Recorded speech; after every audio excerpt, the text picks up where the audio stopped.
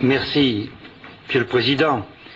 Oui, je vais m'exprimer, si vous voulez, au nom de 4 parlementaires. Mon ami Émile Blesic, qui est là, mais aussi Jean-Pierre Brard et Nicolas Perruchot, qui, avec moi, avons créé le comité parlementaire pour un Iran laïque et démocratique. Nous avons engagé un certain nombre de démarches, et en particulier, pendant l'hiver, nous avons réussi à obtenir d'être reçus à l'Élysée par un conseiller politique du président de la République.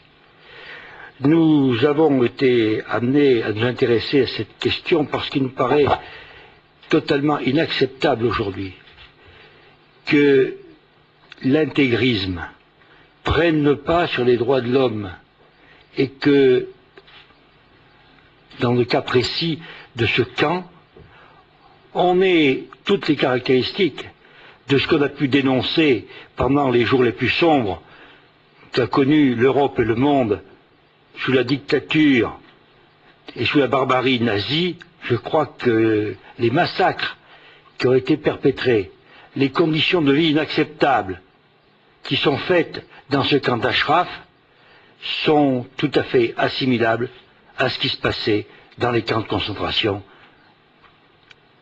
nazis, de triste mémoire. Alors je crois que aujourd'hui, notre initiative a été rejointe par la mobilisation d'un très grand nombre de députés, une majorité de députés français, représentant d'ailleurs toute la diversité politique de l'Assemblée nationale. Nous avons souhaité faire une déclaration à l'occasion de la journée du 18 mai, c'est-à-dire aujourd'hui, pour dire que nous demandons solennellement à ce que le gouvernement français s'engage à reconnaître la résistance contre la dictature religieuse en Iran et à envisager d'établir un dialogue avec le Conseil national de la résistance iranienne.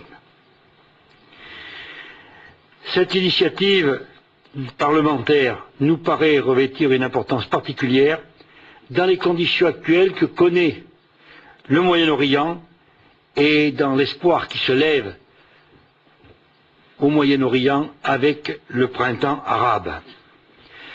Un espoir s'est levé, puisque aujourd'hui, au bout de 10 ans d'instruction, les accusations de terrorisme ou de financement de terrorisme portées à l'encontre des 24 membres et sympathisants du Conseil national de la résistance iranienne ont été annulées. Ça nous paraît un premier pas important.